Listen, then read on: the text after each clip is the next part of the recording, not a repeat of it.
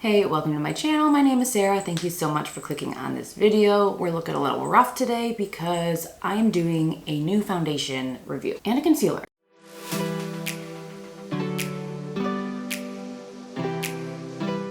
They're new to me. I don't know when exactly they came out. My cat wants to be a part of this video. So I went on the ShopMissA website to see if they had any new items, and they had quite a few. I've had really good success with the AOA brand foundations. I think I've also liked a lot of their concealers, or at least one of their concealers. So today I'm trying out the AOA CC Color Correcting Cream. Packaging took off the wording from the bottle, but I'll try to put a picture of it so you know what it looks like. But it's a lightweight CC cream that gives an even, healthy glow, suitable for all skin types. It claims to be long wearing and buildable, and then AOA Studio, all of their stuff is cruelty free, but this also says it is vegan. I have shade Light L2, and then for the concealer I got the AOA Studio Brush On Liquid Concealer in L2 as well. This claims to give creamy coverage, long lasting, and then it is a brush applicator, which I like. Both of these items are individually $1.88. Everything on the ShopMissA website is pretty affordable. They do have less shade options, so that's the one thing with it being so cheap, is that you kind of have to sacrifice the shade range. But I'm going to do a few day wear test on these items. I'm going to do a first impressions right here, and then over the next couple days I'll try it out with different things. Right now I have moisturizer and sunscreen on, but I am trying it on bare skin without primer. Tomorrow I will try it with primer. Right now I have a lot of redness and scarring and acne to cover up, so it'll be a really good test to see how full coverage this really is.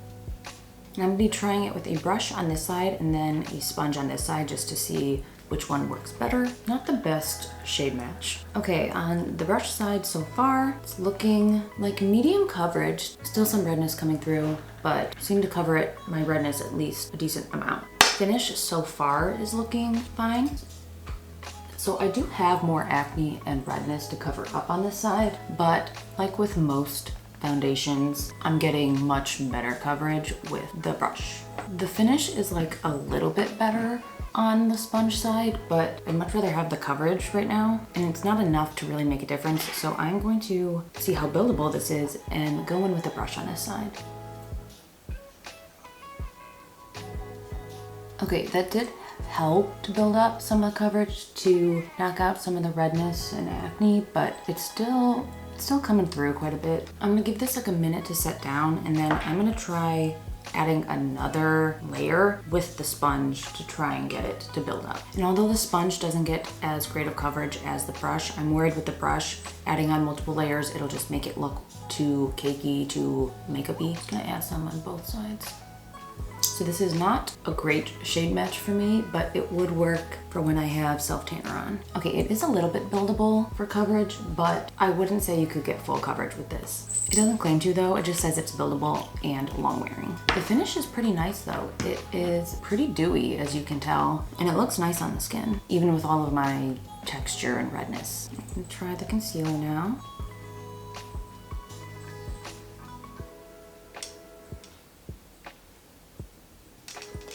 So this concealer does claim to be high coverage.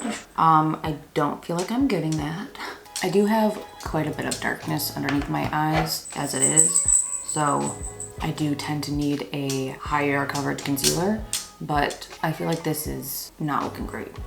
It kind of just looks like light coverage. I'm gonna try to build this up some more, and I'm gonna leave it on for a little bit, let it set, give it some time to dry down. This also claims to be non-cakey and to provide natural coverage. I feel like it's looking a little cakey underneath my eyes though. Oh no, the finish looks okay, but I think I just have a lot of darkness underneath my eyes, so it's not giving full coverage for me. The CC cream is very, very dewy on my skin right now. I think normally I might need to set it with a powder, but I do want to see how it's going to look throughout the day without being set with powder. I mean, my skin definitely doesn't look bad right now. It is very dewy, and it's not reaching full coverage, but I do have a lot of redness and things to cover. So I'm going to apply the rest of my makeup and see how that sets on top of it. Okay, I just finished up the rest of my makeup, and everything blended on top of it just fine. I feel like the dewiness has gone down maybe just a little bit, primarily like right here, which might be because like that's kind of where I put the bronzer and blush. I mean, a lot of redness and acne is still coming through. Not all my foundations need to be full coverage, so since it looks pretty nice on the skin, depending on how it wears, I could sacrifice it. Redness still coming through. So I started applying this at about 11 a.m. so I'm gonna wear it throughout the entire day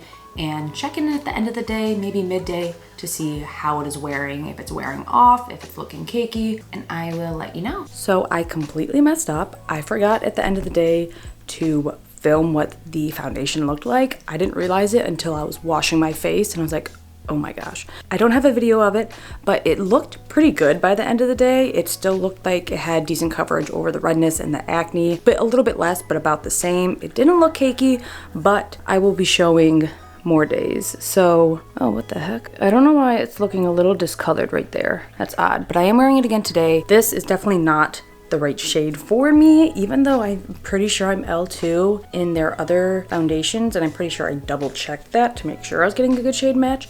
This one is a lot warmer toned and a little bit darker. I don't have any powders over it, and honestly, it looks so nice. I did blend it down my neck, but it kind of doesn't look like it.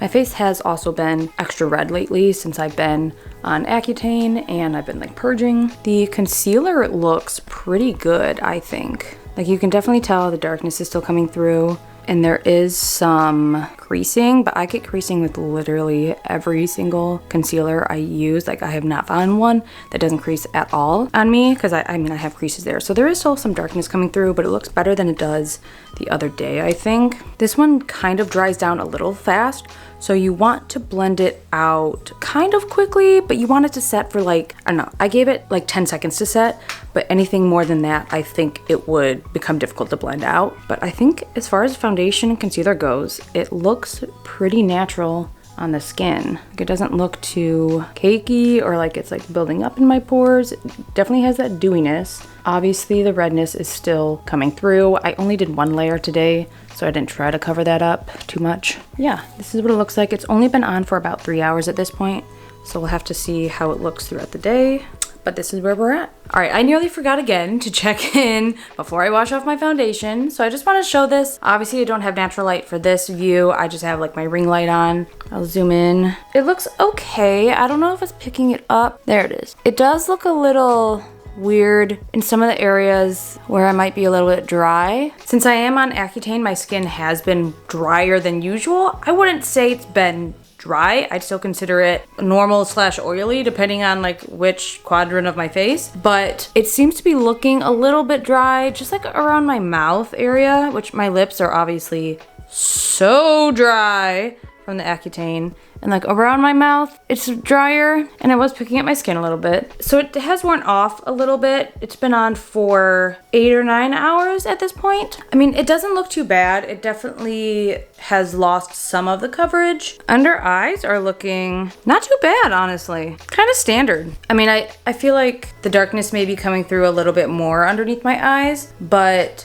it doesn't look like super dry and crepey, at least to like what my normal is. I do want to try it with powder over top to see how it lasts throughout the day. So I'm going to do that tomorrow. And then I'll also give it a day trying it with primer. Okay, it is a new day. I'm in natural lighting right now. I just applied the foundation. I also applied the concealer, and I do have primer underneath. Lately for primer, I've just been using aloe vera. I only did 1 layer. I don't want to build it up today, so I'm kind of just going more natural. So obviously still some redness coming through, and as you can tell from my ears, it's not a good shade match. Whatever, we've already covered that, but I think it looks pretty good on my skin. Like, we're gonna see how it lasts throughout the day with the primer, but right now it looks very natural on the skin, and like I don't think it looks cakey or drying. It is dewy, so far so good. And then tomorrow I'm going to give it a go putting powder over top, but we will see how it lasts throughout the day today with a primer. I won't have it on for as long today. It's about like 3 o'clock, and I'll probably have it on for like 7 hours. All right, this has been on for about 8 hours. I think I actually sweat most of it off because it almost looks like I'm not wearing any foundation at all. So it seems like the primer didn't really help keep it on. You can see all of the redness and acne coming through. Like, it doesn't look cakey or anything, but like it doesn't look like it's still there. So tomorrow we will do powder over top and see how that allows it to last.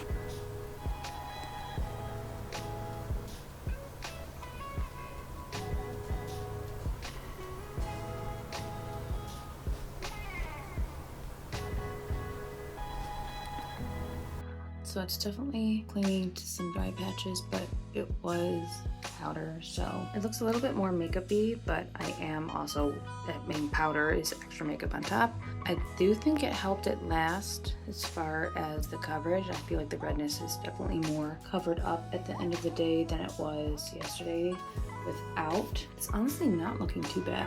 Okay, I'm here to bring you some final thoughts on this AOA foundation as well as the concealer. Let's start with the concealer. I actually really like this. I think this is a good shade match for me, the L2. The L2 light in the foundation for some reason is just a lot darker. I definitely would have to have some self-tanner on in order to wear this without having to blend it down my neck. I am wearing it today and I did blend the foundation all the way down my neck, and I did also put a lighter powder on top, but the shade of this seems pretty good for a concealer for underneath my eyes. And I actually am very impressed with how lasting this is, and it doesn't look dry or cakey underneath my eyes. You do have to blend it. You have to like find the sweet spot of blending it, because if you give it just a little bit of time, it will be better coverage, but it dries down a little bit fast, so you can't let it sit for 30 seconds. I let it set for like 5 to 10 before I start blending it out, and I definitely recommend using a brush for better coverage, but I like this. I plan on using it in the future for $1.88.